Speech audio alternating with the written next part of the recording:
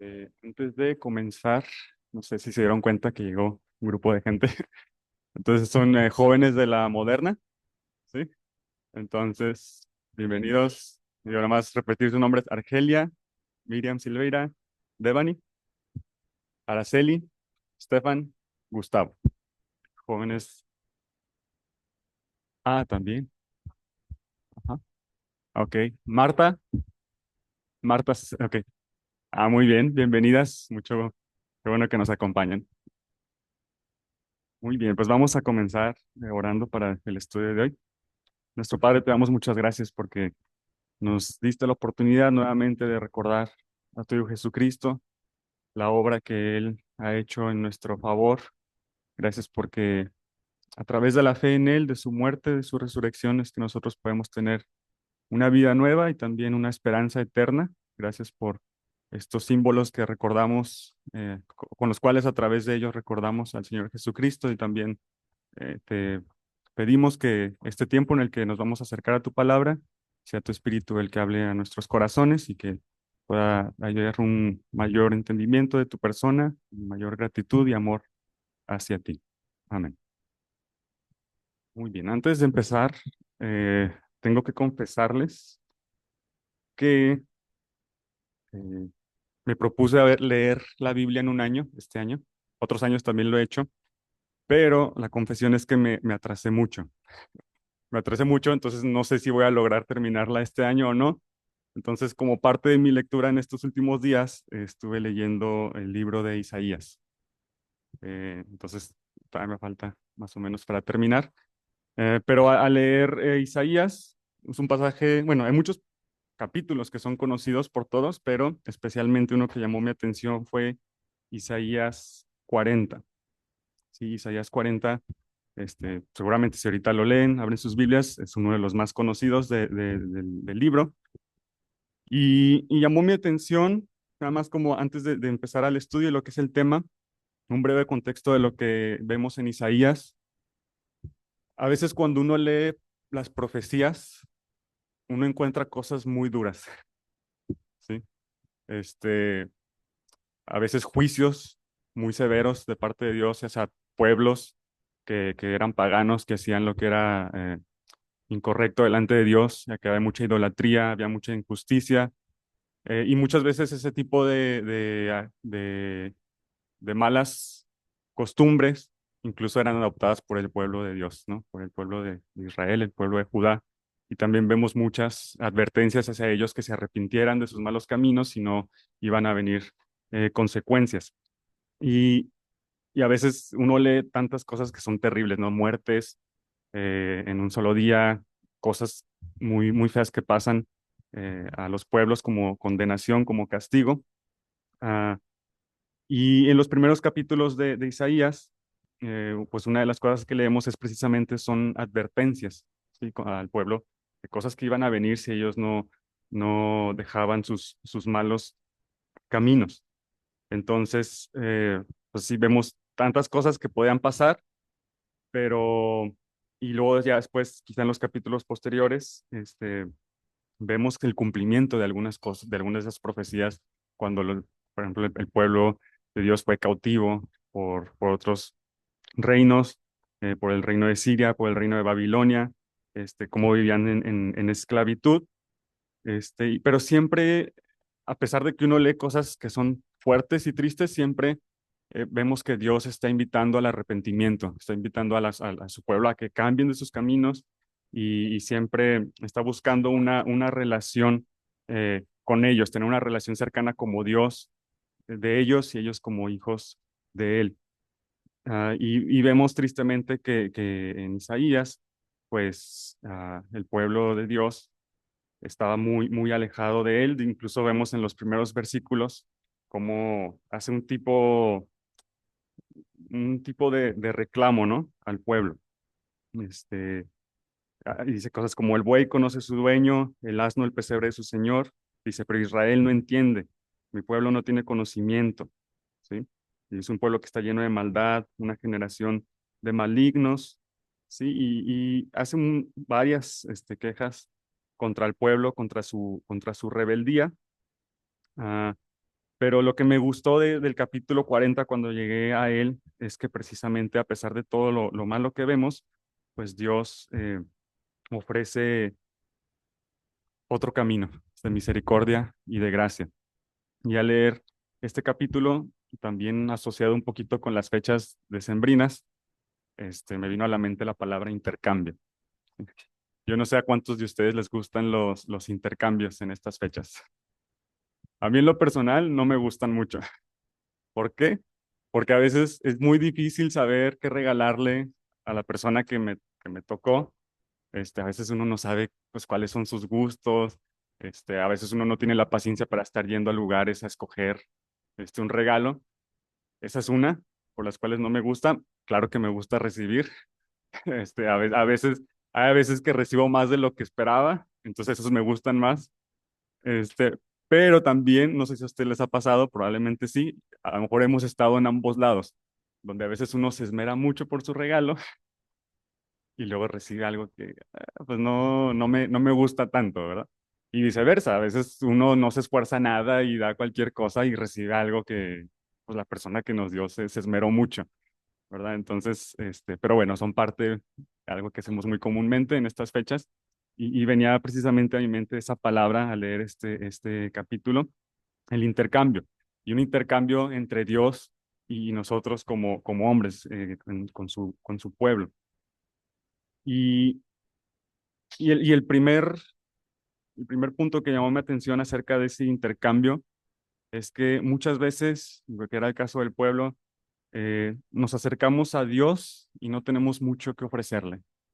Muchas veces lo único que le podemos ofrecer es culpa por nuestros pecados, por las cosas malas que hacemos, ah, y nuestra conciencia, ¿no? Muchas veces no es limpia delante de Él. Este era el caso del pueblo de Dios, del pueblo de Israel, el pueblo de Judá, que pues eran un pueblo pecador.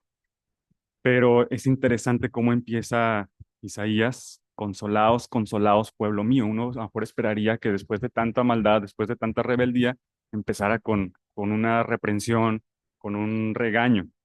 Pero muchas veces cuando nosotros llegamos a Dios, aún en esa culpa, muchas veces quiere darnos a cambio un consuelo, ¿sí? Y el versículo 2 dice: decirle que sus pecados son perdonados, ¿no? Varias cosas que vemos, y a mí me recordaba muchas veces cómo a veces el pecado ciertamente produce tristeza, produce ah, quizá a veces desesperanza o cosas no positivas. Y pensaba, no sé si a ustedes de niño les pasó, cuando íbamos al supermercado o a la tienda, Soriana, lo que sea, que nuestros papás siempre nos daban la instrucción de que quédate aquí conmigo, no te vayas a perder. Pero, y especialmente también en esta temporada navideña, a los niños, a mí me gustaba ir al área de juguetes, ¿verdad? Entonces, a veces me separaba de mi familia y pues andaba ahí en el área de juguetes todo perdido, ¿no? Llegó un momento donde estaba tan yo distraído en mis cosas, desobedeciendo, volteaba a mi alrededor, ya no veía a nadie, a mi familia. Entonces, yo era un niño muy miedoso. Entonces, pues obviamente al no ver a nadie de mi familia, empezar a buscarlos provocaba angustia en mí. Claramente es algo, eran cosas que eran provocadas por mí mismo, ¿verdad? Por mi desobediencia de no atenerme a estar con mis papás. Entonces recuerdo ocasiones donde me daba tanto miedo que no los iba a encontrar, que me iba a perder para siempre.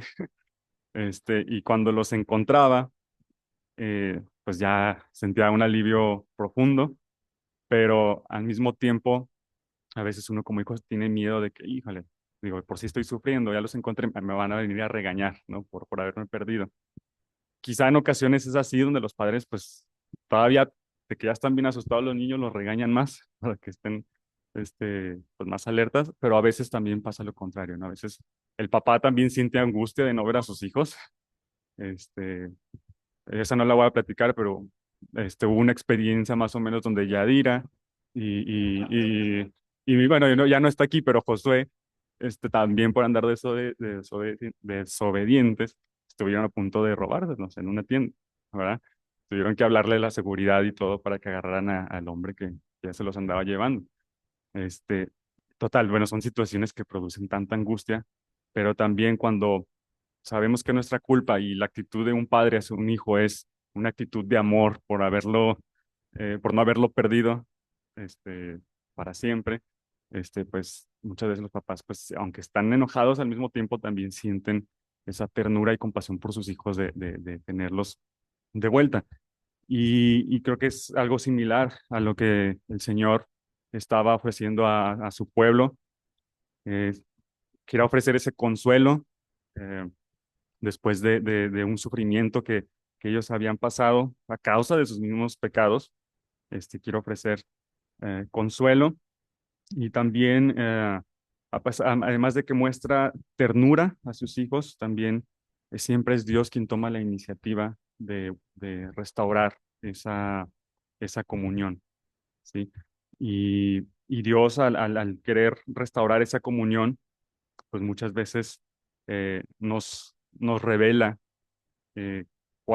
nos revela su persona, cuál es su intención hacia nosotros, ah, y, y busca traernos hacia Él.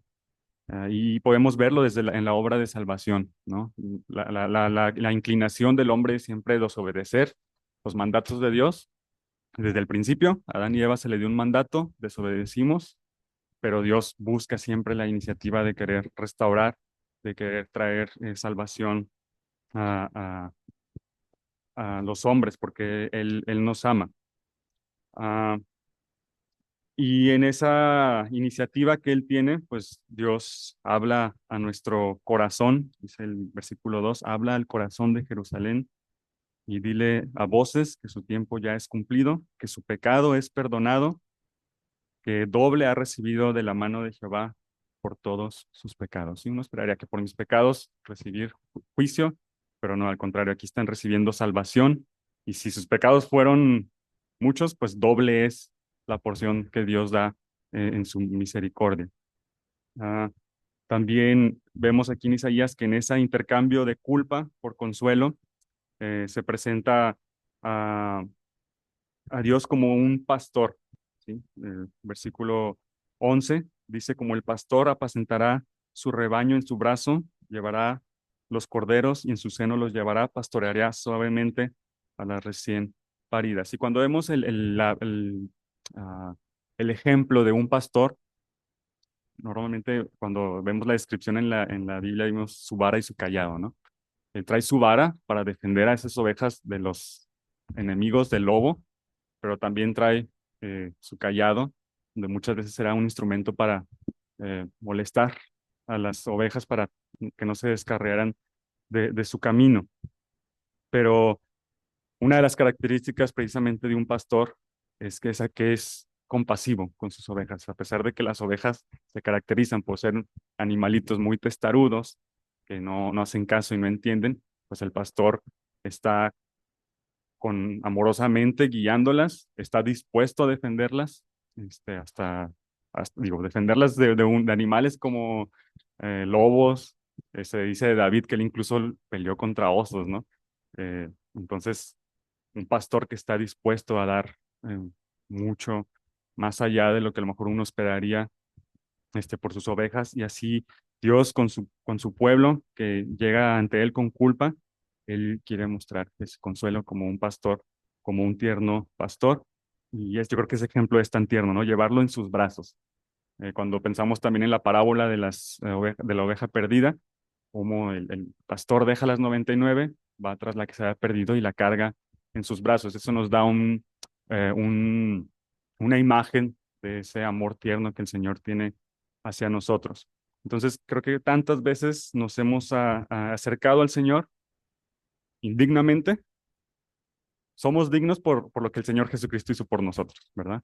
Dice Efesios, ¿no? No, Romanos. Ninguna condenación hay para los que están en Cristo Jesús, ¿verdad? Entonces, por la obra del Señor Jesucristo en su misericordia, ya podemos acercarnos libremente hacia Él. Nuestra posición en Cristo es una posición de cercanía, pero muchas veces mientras estamos aquí en nuestra tierra, pues nos equivocamos, fallamos, pecamos y a veces no nos sentimos dignos delante del Señor, a veces incluso de orar, a lo mejor alguien incluso a veces de participar de la cena del Señor, pero aunque nosotros muchas veces llegamos al Señor con esa culpa, si hay un corazón eh, humillado y arrepentido, pues el Señor siempre está dispuesto a ofrecernos ese consuelo que solamente Él puede dar. Entonces, llegamos ante Él con culpa, Él nos ofrece consuelo. También muchas veces en nuestra vida hay confusión por todas las cosas que a lo mejor estamos pasando. Y esa confusión muchas veces a lo mejor nos lleva a desconfiar en el Señor. Y a lo mejor cada quien tiene sus pruebas en su vida y luego hay pruebas donde a veces nos llevan a incluso a dudar de la grandeza del Señor, nos llevan a dudar de sus propósitos que Él tiene para nosotros. Y muchas veces incluso en esa duda del Señor buscamos soluciones en otros lugares que no son en Dios. ¿Sí? Y tal era el caso del pueblo, eh, aquí del pueblo del Señor. Muchas veces hacían alianzas con otras naciones con tal de escapar de situaciones de conflicto con otros países, con otras naciones. Y muchas veces ah, nos sentimos un poquito, podemos identificarnos con el pueblo que en el versículo 20 decía, ah, hablando del pueblo, lo que ellos expresaban hacia Dios, ellos decían, mi camino está escondido de Jehová y de mi Dios pasó mi juicio. ¿Sí? Muchas veces nos sentimos así, ¿no? Que nuestros caminos o nuestra vida está muy ajena de Dios. ¿Sí? A veces decimos, no, pues estoy sufriendo tanto que yo creo que Dios ni siquiera está poniendo atención en mí, en lo que yo estoy pasando en mi vida.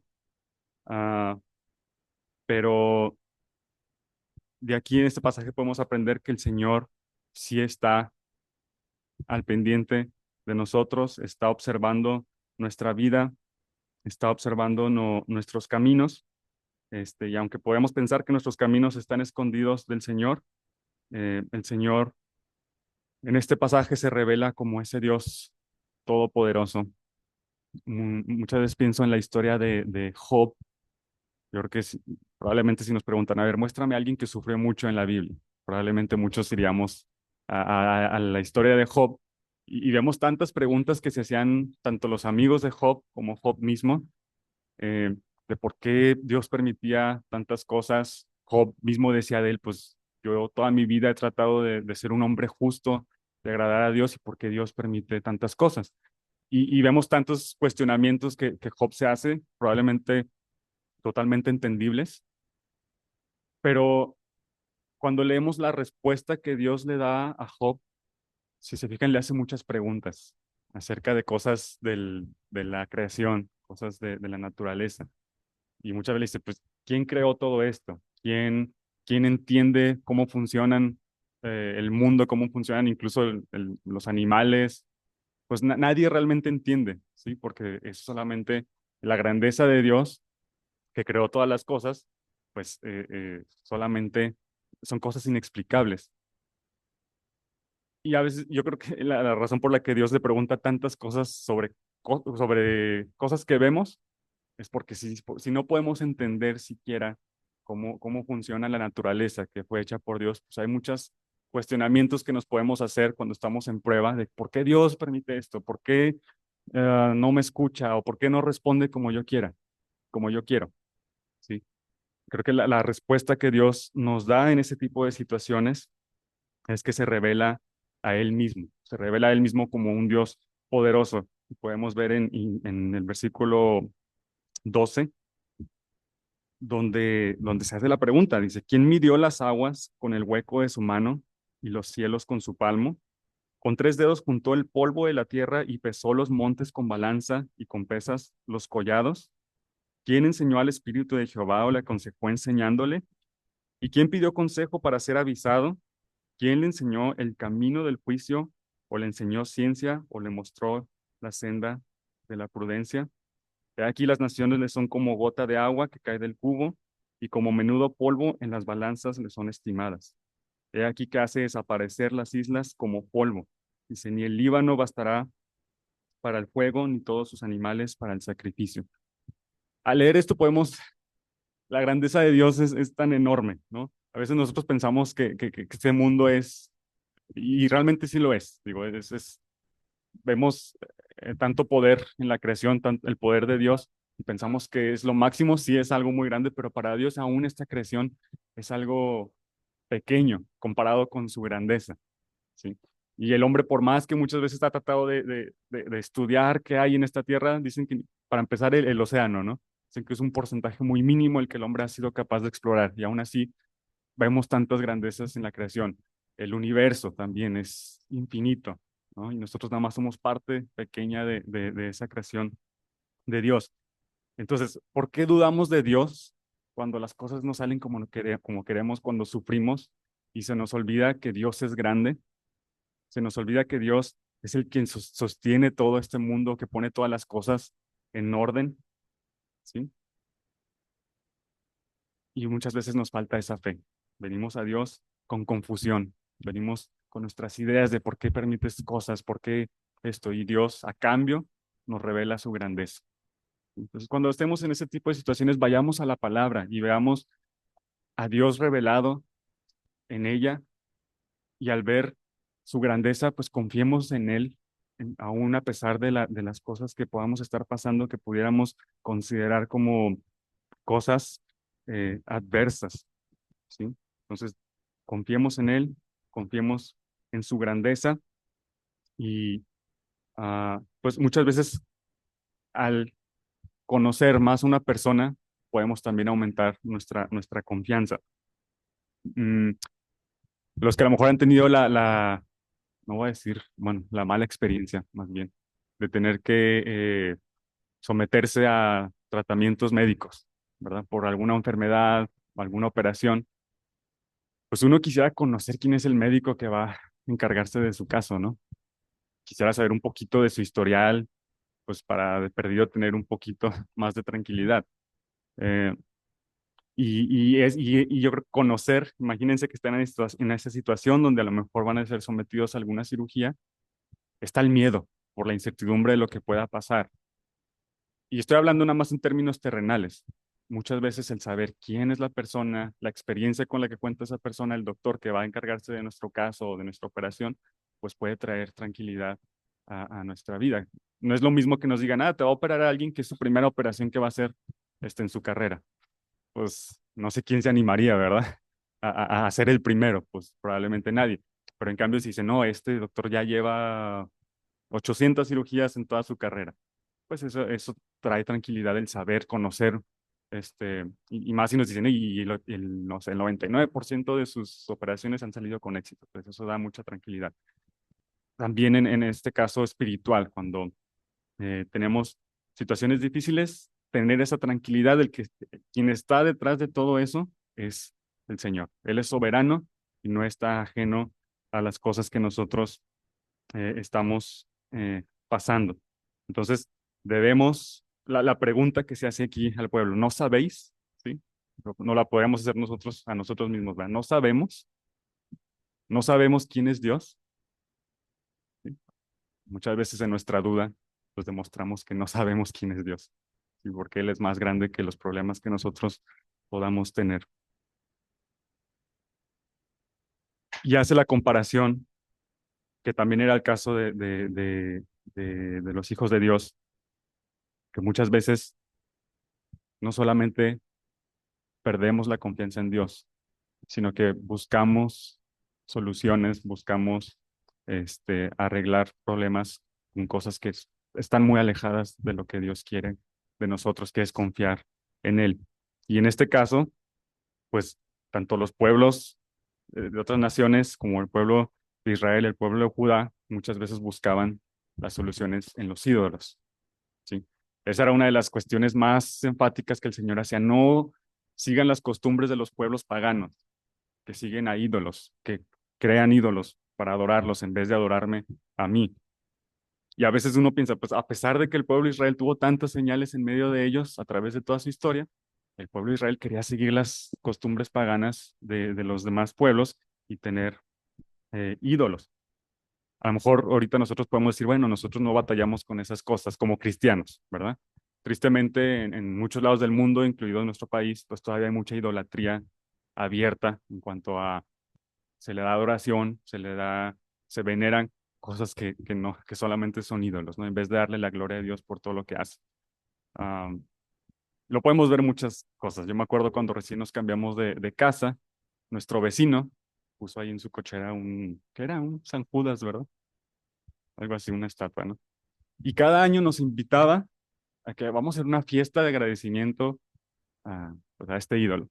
Sí, es algo que está todavía muy latente en nuestro país y tristemente, pero muchas veces, a veces uno dice como cristiano, pues yo no tengo ese problema de la idolatría, pues nosotros solamente adoramos al Señor y solamente en Él creemos por fe. Pero Satanás es tan sutil que sabemos que hay muchas otras formas de idolatría aún como creyentes, cosas que toman el lugar de Dios cuando estamos en problemas, en vez de confiar en Dios, quizá podemos confiar en otras cosas que no van a traer a nosotros verdadera paz, eh, verdadero consuelo. Y hace no mucho leía un libro que hablaba cómo muchas veces las personas eh, tienen su identidad, por decirlo así, en su profesión, muchas veces así es como se presenta la gente, ¿verdad? Yo soy tal, y más, incluso a veces antes de su nombre, ¿verdad? Yo soy el ingeniero, no sé qué, soy el doctor X, ¿verdad? Como si esas cosas terrenales fueran las que nos van a dar plenitud y satisfacción, ¿verdad? Ponemos nuestra confianza en cosas terrenales. O mi trabajo es tal y pues estoy seguro. Vemos en Proverbios, ¿no? Libros como Proverbios, como Eclesiastés, como decía, pues incluso la gente tendemos a respetar a las personas por su estatus o sea, económico, ¿no? El rico, todo el mundo lo respeta, lo sigue.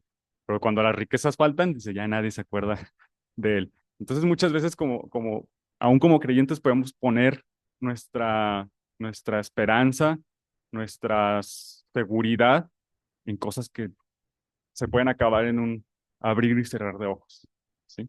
Y de alguna manera se pueden convertir en idolatría. ¿Sí? A lo mejor alguien que está buscando una carrera, yo no digo que sea malo, pero cuando toma el lugar de Dios, una carrera, pues de alguna manera es idolatría. Y muchas veces, ¿por qué sigo una carrera? Porque esa me va a dar una vida, este, como yo quiero. Si me va a dar la posibilidad de tener la vida que yo quiero.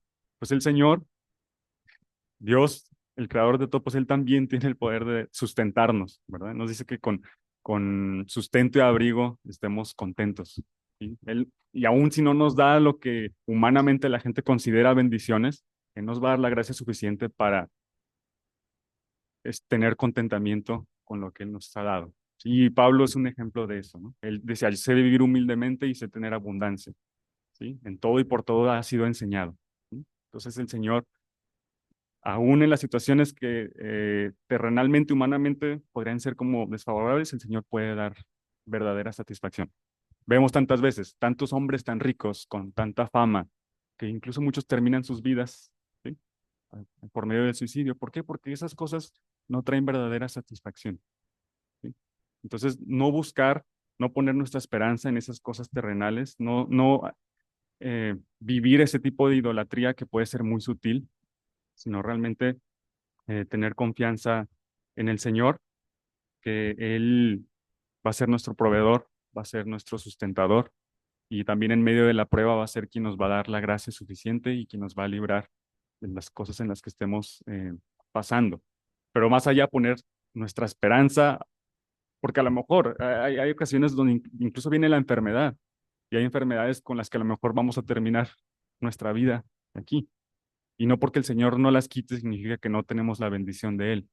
¿Sí? Porque nuestra esperanza como creyentes va más allá de lo físico, ¿sí? Pero gloria a Dios que tenemos una esperanza más allá de aquí en la tierra. Tenemos una esperanza eterna, una esperanza con un final glorioso. ¿Sí? Entonces, tener esa confianza en el Señor, entregarle al Señor nuestra confusión, es válido acercarnos al Señor como Job lo hacía, con sus cuestionamientos. Sí, pero el Señor siempre nos va a llevar a su palabra y nos va a llevar a que admiremos su grandeza y al admirarla, pues nosotros tener esa ah, tranquilidad y esa paz. Entonces, nosotros le traemos a Él confusión, Él nos va a traer hacia su persona y nos va a mostrar que Él es Dios grande y poderoso. También muchas veces en la vida, en las pruebas que pasamos, muchas veces a causa de nuestras propias decisiones, ah, pues también llega el momento del cansancio. Hay veces que ya no, uno dice, yo ya no puedo más, ¿sí? Diferentes problemas por los que puedan pasar. Este, yo ya, pues no, ya me rendí, ¿sí? De que con esta prueba que el Señor me ha permitido, yo ya no puedo más. Creo que hasta aquí llegué. No sé si a lo mejor alguien se ha visto en ese punto de que ya quiere tirar la toalla, como dicen, ¿verdad? Pero el Señor también intercambia ese cansancio que muchas veces podemos tener por fuerzas nuevas. Isaías 40:27 dice, no, el 27 no, el 29. Él da esfuerzo al cansado y multiplica las fuerzas del que no tiene ningunas. Dice, los muchachos se fatigan y se cansan, los jóvenes flaquean y caen, pero los que esperan en Jehová tendrán nuevas fuerzas. Levantarán alas como águilas, correrán y no se cansarán, caminarán y no se fatigarán. Entonces muchas veces podemos llegar a Dios con ese cansancio, diferentes situaciones.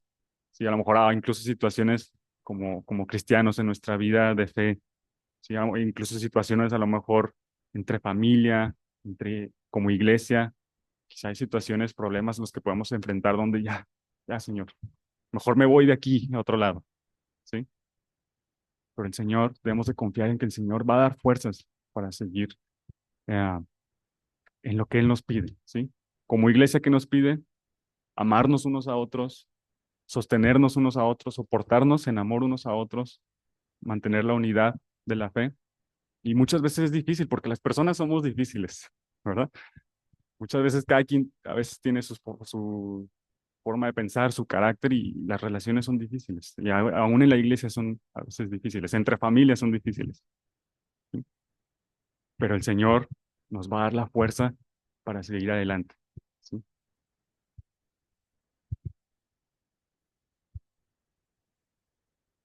Y tenemos la confianza de que Dios es un Dios que no se fatiga. Nosotros muchas veces podemos dar muchas causas por perdidas. Sí, quizá un padre con un hijo rebelde, no, ya, yo ya no puedo más. Es un caso perdido. Eh, Quizá un estudiante, ¿no? Con su escuela, no, yo ya no puedo más, un caso perdido. Pero Dios es un Dios constante, que Él no da ningún caso por perdido, ¿sí? Ese podrá ser nuestro caso cuando llegamos a la salvación, ¿no? Hay testimonios de, de personas que años se les predicó el Evangelio y a veces uno pensaba, no, ya, esto ya no creo que va a pasar, esta persona no va a entender. Ese fue el caso con nosotros, con nuestro abuelito, ¿verdad? ¿Cuánto fue? Como más de 20, 30 años que se le estuvo compartiendo el Evangelio. Él estaba muy arraigado a que él no iba a dejar la religión de sus padres y llegó un momento donde él pasó aquí a dar su testimonio de conversión a Cristo, ¿sí? Entonces, esa es la fidelidad del Señor, que Él no se da por vencido, que Él da fuerzas cuando podemos nosotros estar ya cansados y agotados y tenemos esa confianza de, como dice el versículo 28, ¿sí? Dice, ¿no has sabido, no has oído que el Dios eterno es Jehová, el cual creó los confines de la tierra? Dice, no desfallece ni se fatiga con cansancio. Él no se fatiga. Lleguemos a Él como esa fuente de fuerza para seguir nuestra vida, la vida que le honre a Él. Y aun cuando estemos débiles, dice, Él va a multiplicar las fuerzas del que no tiene ninguna. Entonces acerquémonos a Él y pidámosle que multiplique esas fuerzas para poder hacer su voluntad. Y muchas veces en la escritura también encontramos, como se le dijo a Josué, esfuérzate y sé valiente. Encontramos en repetidas ocasiones que ya sea a personas o incluso al mismo pueblo es esfuérzate y sé valiente. Y muchas veces, o al menos yo entendía a veces este versículo, pues tengo que esforzarme mucho, ¿verdad? Tengo que esforzarme mucho como la persona que entrena para, no sé, para ser muy bueno en un deporte, o como la persona que quiere ser un gran profesionista. Se esfuerzan mucho, dedican horas, a lo que ellos quieren lograr, pero cuando el Señor nos pide que nos esforcemos y seamos valientes, muchas veces son situaciones que son complicadas, humanamente difíciles, pero ese esfuerzo no está basado en mí. O sea, no está basado en que, yo voy a hacer, desvelarme, voy a dar de más de mí, sino muchas veces ese esfuerzo va más ligado a la confianza en el Señor. Esfuérzate y sé valiente, confía en mí, porque yo voy a ser el que va a obrar en lo que te estoy pidiendo que hagas. Y vemos muchísimos casos. Eh, Moisés, ¿no? Cuando se le pide que libre al pueblo de Israel de los egipcios, pues él decía, yo cómo voy a poder hacer esto si soy un tartamudo, ¿verdad? No es por Moisés que el Señor lo va a hacer, es por la fuerza de él mismo. Cuando se vieron en la situación donde está el ejército egipcio y el mar enfrente de ellos, qué hizo Moisés? ¿Qué podía hacer?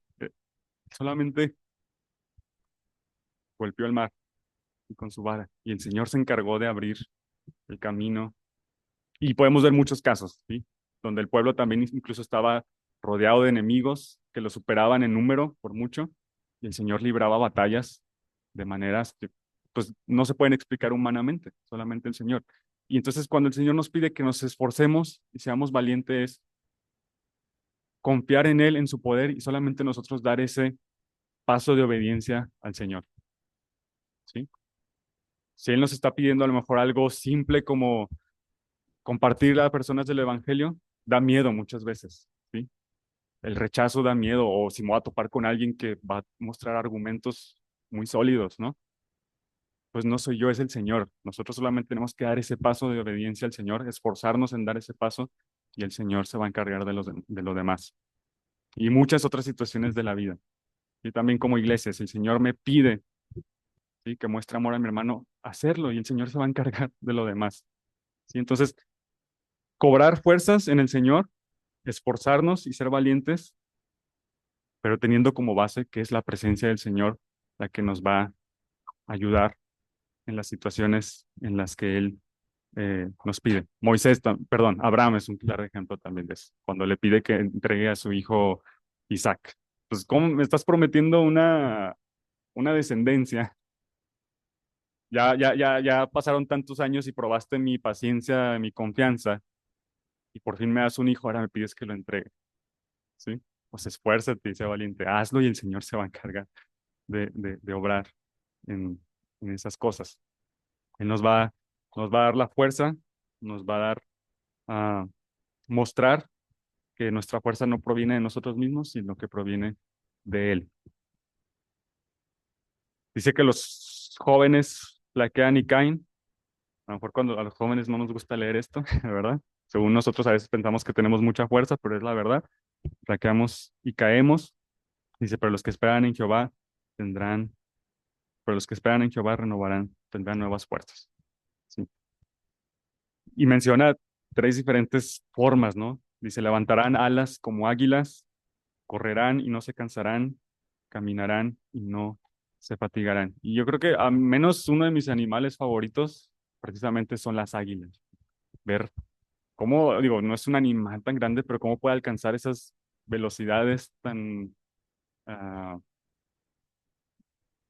pues tan, cómo puede ser un animal tan rápido, volar tan alto, este, incluso muchas veces, pues el hombre se ha puesto a estudiarlos, ¿no? Pues cómo funcionan estos animales para nosotros tratar de replicar, cuando hacen aviones, un movimiento similar.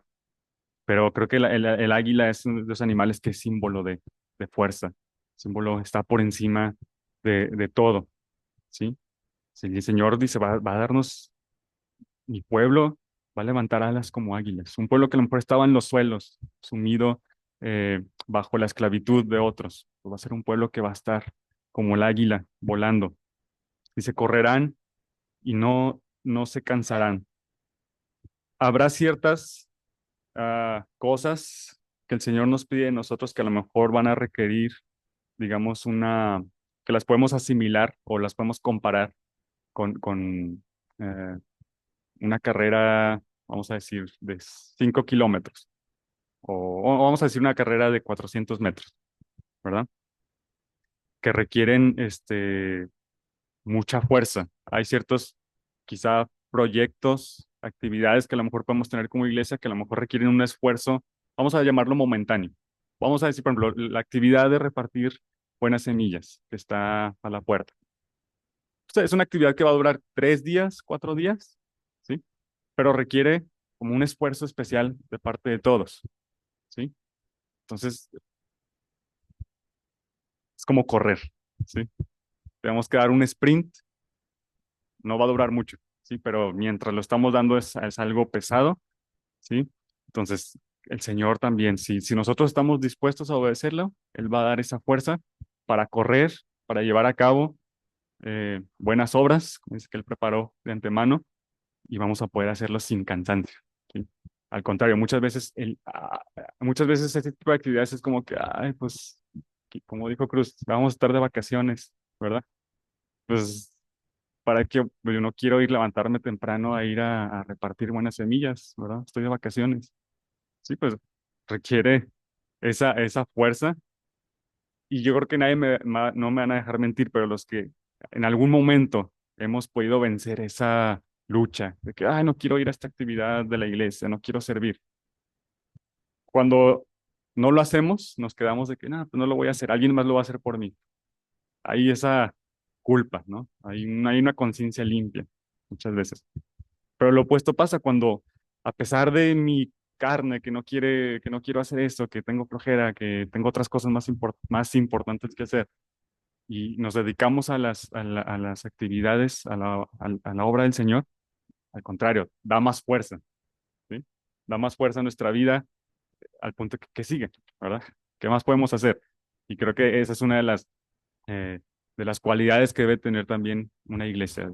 Estar activa en actividad, en cosas espirituales, en cosas eternas, y el mismo Señor va a dar más fuerzas para la siguiente actividad, ¿sí? Para la siguiente cosa que tengamos que hacer. Correrán y no se cansarán, pero y se caminarán y no se fatigarán.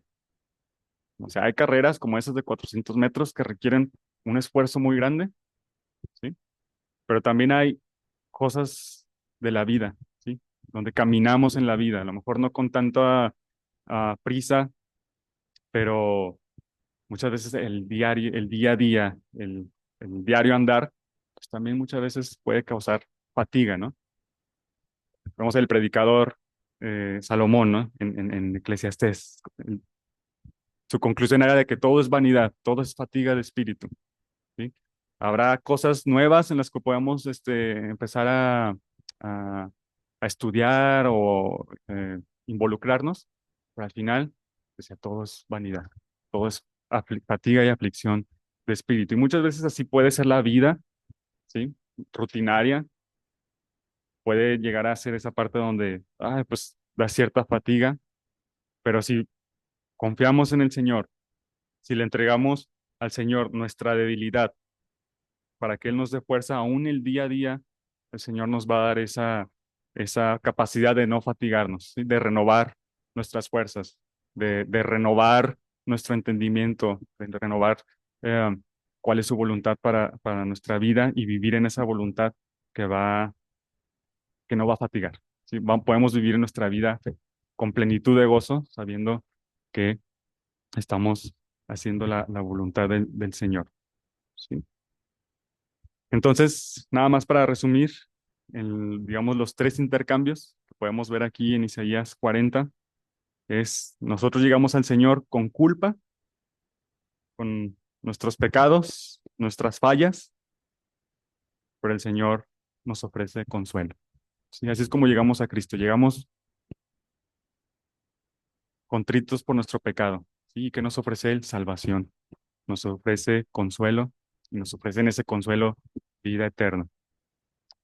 En las pruebas llegamos con confusión, llegamos con dudas acerca de la vida, acerca de Dios mismo, confusión acerca de quién es Él, por qué permite esto, pero Él, al acercarnos a Él, nos va a mostrar su grandeza, ¿sí?